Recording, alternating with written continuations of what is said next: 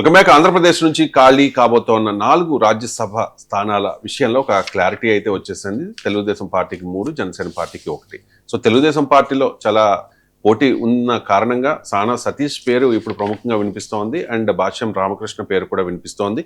And third position కోసం చింతకాయల Vijay and Varla Ramayya ఈ ఇద్దరు పేర్లు అయితే మనకి వినిపిస్తూ ఉన్నాయి. అండ్ ముఖ్యంగా అంటే తెలుగుదేశం పార్టీలో పెద్దగా అసమ్మతి, అసంతృప్తి ఇటువంటివి బయటికి రావడం లేదు. క్యాడర్లో కూడా ఎక్కడ కూడా ఆ నిరసన గళాలు వినిపించడం లేదు. కానీ ముఖ్యంగా ఈ జనసేన పార్టీ నుంచి లింగమనేని రమేష్కి ఇవ్వడం మీద వితిన్ ద పార్టీ పెద్ద ఎత్తున చర్చ జరుగుతోంది. జనసేన పార్టీలో ఇంకెవరూ లేరా? చంద్రబాబు బినామీ అయిన లింగమనేని రమేష్కి ఇవ్వడం ఏంటి?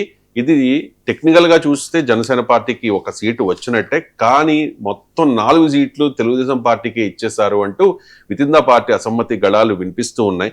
రీసెంట్ గా పవన్ కళ్యాణ్ కూడా ఒక సభలో చాలా కీలకమైన వ్యాఖ్యలు చేశారు. కులం కాదు ముఖ్యము అంటూ. అంటే అప్పుడే చాలా మందికి అర్థమైపోయింది లింగమనేని రమేష్ కోసం పవన్ కళ్యాణ్ అంతా రెడీ చేస్తూ ఉన్నారు అని చెప్పి వితిన్ ద పార్టీయే పెద్ద ఎత్తున చర్చ జరిగిన పరిస్థితి. సో అంటే లింగమనేని రమేష్కి ఇవ్వడం పట్ల జన సైనికుల్లో కాస్త నిరసన ఇన్ ద సెన్స్ అసంతృప్తి. అంటే పార్టీలో కష్టపడి మొదటి నుంచి చేసిన వాళ్ళు ఉన్నారు కదా అని చెప్పేసి. సో రాజ్యసభ స్థాయిలో ఉన్న వాళ్ళు ఎవరన్నా ఉన్నారా అంటే వీళ్ళ మీద లెక్క పెట్టాలి మనం. మరి లింగమనేని రమేష్ కి ఇవ్వడంలో మరి పవన్ కళ్యాణ్ వ్యూహం ఏంటి అనేది ఆయనకే తెలియాలి. వ్యూహం నాకు వదిలేయండి, నేను చెప్పినట్టు నడవండి అని చెప్పి ఎప్పుడు పవన్ కళ్యాణ్ అంటూ ఉంటారు రెగ్యులర్ గా చేసే స్టేట్మెంట్. సో ఏంటి కామెంట్? అసంతృప్తి జనసేనలో అంటే జనసేనలో అసంతృప్తి ఉంది. మెయిన్ రాజ్యసభకు సంబంధించి రాజ్యసభ సీట్లు జనసేనకి 1 దక్కుతుంది అన్న చర్చ ఎప్పటి నుంచో జరుగుతోంది. చాలా పేర్లు వినిపించాయి. బట్ లింగమనేని రమేష్ పేరు కూడా వినిపిస్తుంది. లింగమనేని రమేష్ 2015 నుంచి కూడా జనసేన పార్టీతో పవన్ కళ్యాణ్ తో కొంత సేల్ అవుతున్నారు. అంతకు ముందు నుంచి చంద్రబాబు నాయుడుతో ఉన్నారట. అంతకు అదే అంటున్నాను నేను. చంద్రబాబు నాయుడు నేను మొన్న అనాలిసిస్ లో కూడా చెప్పాను.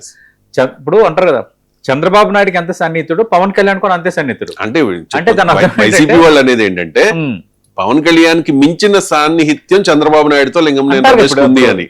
ఎందుకంటే ఉండవల్లిలో కరకట్ట దగ్గర ఉన్న నివాసం కూడా లింగమనేని రమేష్ ది, అది చంద్రబాబు నాయుడు గారికి గిఫ్ట్ గా ఇచ్చేశారు అంటూ ఉంటారు.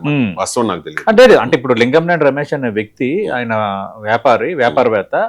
ఆయన తెలుగుదేశం పార్టీతో సత్సంబంధాలు ఉన్నాయి, చంద్రబాబు నాయుడు, నారా లోకేష్ తో సత్సంబంధాలు ఉన్నాయి, బట్ జనసేనతో కూడా సత్సంబంధాలు ఉన్నాయి. 2015 నుంచి జనసేనతో ఆయన శైలి అవుతున్నారు. ఆ కారణాలను కూడా జనసేన నిన్న ఒక ప్రకటన రూపంలో విడుదల చేసింది.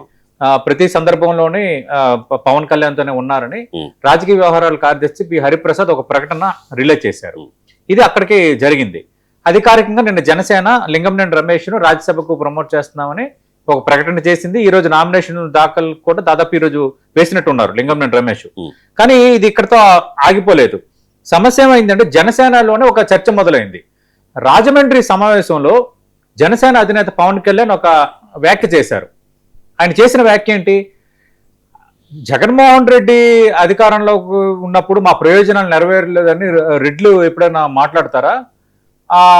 అలాగే వేరే కులాలు సంబంధించిన నేతలు ముఖ్యమంత్రులు అయ్యేటప్పుడు వాళ్ళు ఎవరైనా మాట్లాడుతున్నారా?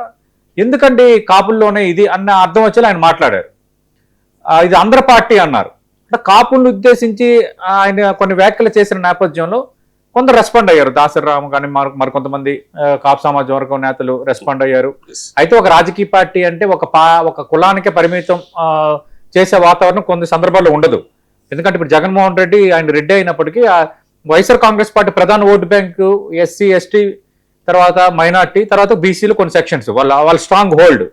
అలాగే తెలుగుదేశం పార్టీకి సంబంధించి కమ్మ సమాజ వర్గం సంబంధించిన ప్రామినెన్స్ పార్టీలు ఉన్నప్పటికీ ఎక్కువగా తెలుగుదేశం పార్టీకి కిందన బీసీలు ఒక పునాది కానీ ఉంది. కానీ అలా అని ఆయా పార్టీలు అధికారంలో ఉన్నప్పుడు ఆయా కులాలకి ప్రామినెన్స్ లేదా అంటే ఉంది.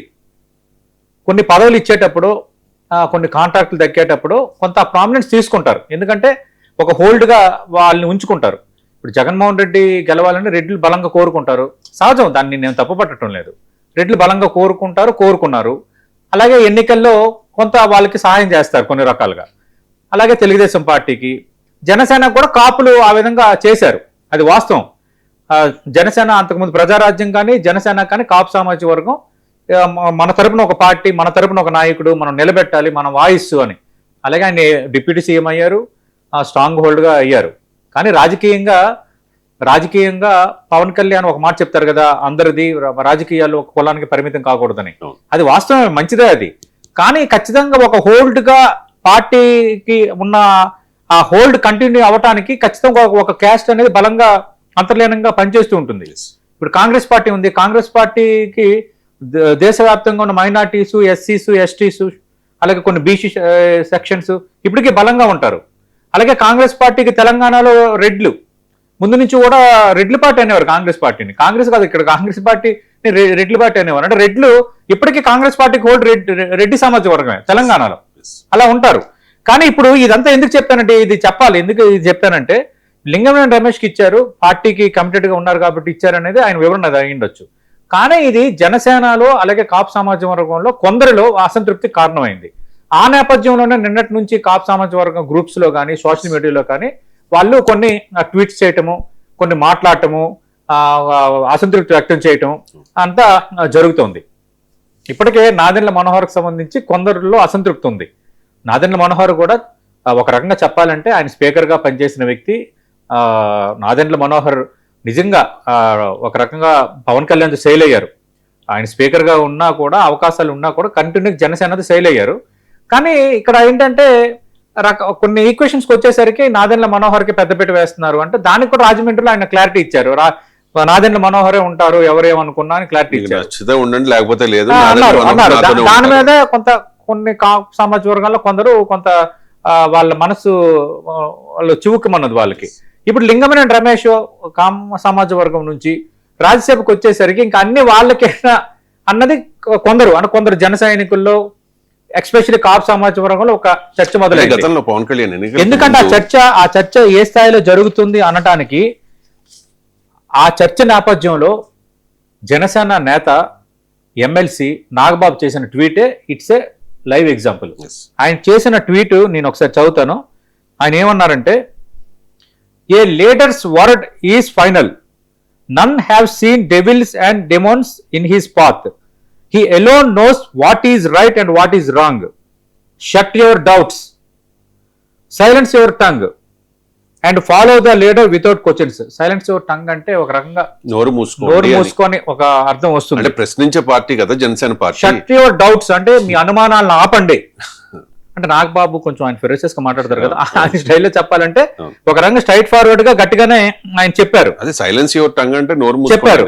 దానిపైన ప్రకాష్ రాజ్ రెస్పాండ్ అయ్యారు. మొన్న మనం చేసాం, ప్రకాష్ రాజ్ పవన్ కళ్యాణ్ పై మాట్లాడడం, బండ్ల గణేష్ రెస్పాండ్ అవటం, అదే కొంత వివాదం కంటిన్యూ అవుతున్న నేపథ్యంలో ఇప్పుడు కొత్తగా ఒక హై వోల్టేజ్ పొలిటికల్ డ్రామా ఇప్పుడు స్టార్ట్ అయినట్టే. ఎందుకంటే నాగబాబును ఉద్దేశించి వెంటనే మరి ప్రకాష్ రాజ్ ట్వీట్ చేశారు. ఆయన ఏమన్నారు ఒకసారి చూద్దాం.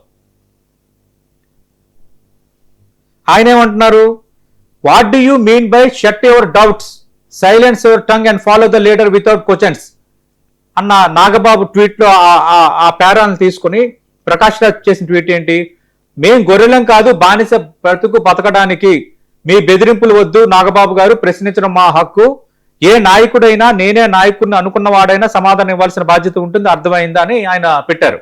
సరే, నాగబాబు సంబంధించే కాదు, ప్రతి విషయంలో జనసేన పవన్ కళ్యాణ్ విషయంలో ప్రకాష్ రాజ్ రెస్పాండ్ అవుతారు. మొన్న అది వివాదం అయింది, మనం కూడా జస్ట్ అయ్యే మాస్కింగ్ అని మనం కూడా కోచింగ్ చేసాం. కానీ ప్రతి సందర్భంలో ఇక్కడ ప్రకాష్ రాజ్ని మనం తప్పుపట్టలేం. సరే, ప్రకాష్ రాజ్ దీనిపై కూడా ఆ విధంగా ఎందుకు రెస్పాండ్ అయ్యారో, ఆయన సంబంధం లేని వ్యవహారం అనేది ఒకటి కరెక్టే.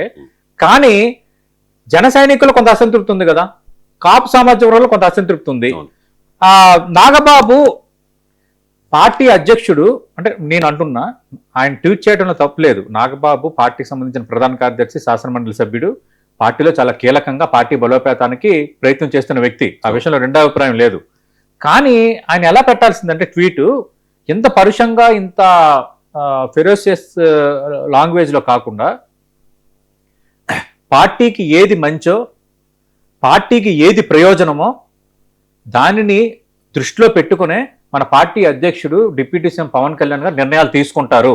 దాన్ని అందరూ గౌరవించాలి. అందరికీ న్యాయం జరుగుతుంది. అందరూ పార్టీని సమర్థించండి. దయచేసి సంయమనం పాటించండి అని అనుంటే, అంటే ఆ అర్థం వచ్చేలా అనుంటే ఇంత వివాదం ఉండేది. Shut your doubts and silence your tongue అంటే అది- నిజంగా జన సైనికులు నొచ్చుకుంటారు కదా. రెండు రకాలు ఉంటాయి, సైలెన్స్ యువర్ టంగ్ అంటే అదే ఒక రకంగా అదే స్వరం మాట్లాడడం తగ్గించండి. స్వరం తగ్గించండి అని అర్థం.